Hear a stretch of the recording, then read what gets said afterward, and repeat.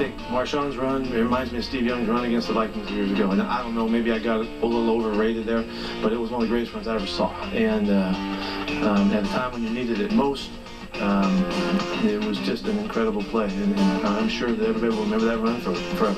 It's been more than 36 hours since it happened, but I can't stop thinking about Marshawn Lynch's TD run against the Saints. Calling it one of the greatest runs in league history does not even do it justice. I mean, that wasn't even a run as much as it was an experience, a journey, a demonstration in defying physics. John Brankus, ESPN's sports science guru, could do a 4-hour documentary on Lynch running through the Saints defense. Force equals mass times acceleration plus the filthiest stiff arm ever.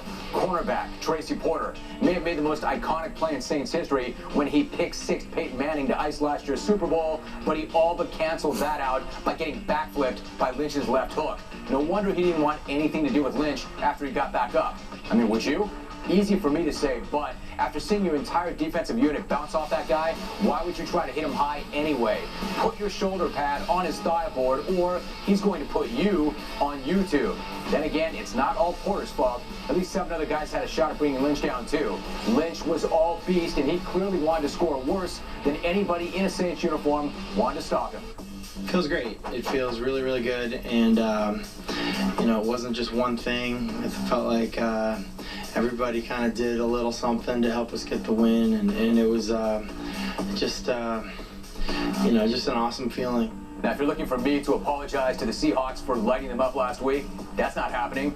If anything, they need to apologize to me for not playing to their potential all year long. The Seahawks, I know, got hammered by Oakland by 30 in Week 8, and then they followed that up with a 34-point beating at the hands of the Giants. Those Seahawks couldn't stop anybody and had issues at quarterback. Credit for this win, but they deserved all the heat that they took leading up to the game. And while I have no problem with a sub-500 division winner getting into the postseason, I still maintain a 7-9 team should not be hosting a playoff game against an opponent who's 11-5, especially in Seattle's case, where the home field may have been the biggest difference in that game. I'm sure the Seahawks will be who we thought they were when they have to leave the friendly confines and take their act to Chicago. Please, they just won a playoff game, and they're still below 500. And don't tell me you saw that coming, because nobody did. Not the Seahawks themselves, and least of all, the Saints. Worst angle of the weekend is that by beating Philadelphia, Aaron Rodgers has finally thrown the monkey off his back. What monkey? You mean the undeserved rap that he can't win in the playoffs? That monkey? Like the guy's been a 10-year starter, gets his team to the postseason every single year, then immediately goes into the tank? I mean, that's how people make it sound, and nothing could be further from the truth. He's a 3rd-year starter. He just led his team to a huge win in hostile territory in just his 2nd career postseason start. And he threw for over 400 yards and accounted for 5 touchdowns in his first start, that shootout loss to Arizona last year. The guy put 45 points on the board in that one. He did his job. He didn't need this one to get any monkey off his back, nor did he need it to be considered one of the top quarterbacks in the league. He was already that. What everybody else needs, though, is some of Derek Jeter's reality potion. Rodgers is held to an impossibly high standard because of the guy he followed. He wasn't behind the 8 ball. He's right where he should be. 27, entering his prime, still improving, and everything you want an NFL quarterback to be, both on and off the field. I've been on this guy's bandwagon since day one, and if they've finally found somebody who can run it in James Starks, then Rodgers is going to be even more dangerous than before. And just when it looked as if Peyton Manning dropped yet another dagger on Rex Ryan and Adam Vinatieri, when postseason legend again, the bottom fell out on the Colts in their own house. And the aftermath was spectacular. First, there was head coach Jim Caldwell trying to defend the indefensible and explain the inexplicable, why he helped the Jets by calling timeout with 29 seconds left and a 2-point lead. I didn't care. You know, I was going to make sure that they couldn't.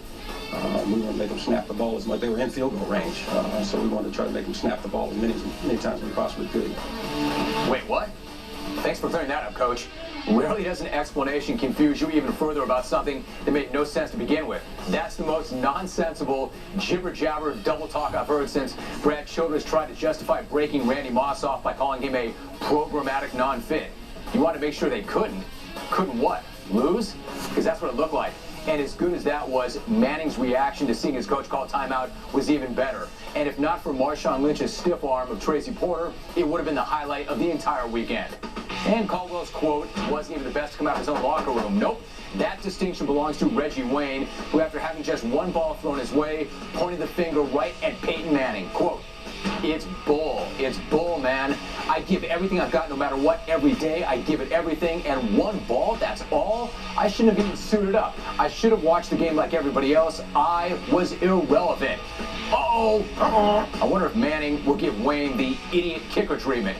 We all remember what happened the one and only time a teammate dared point the finger at Manning after a tough loss.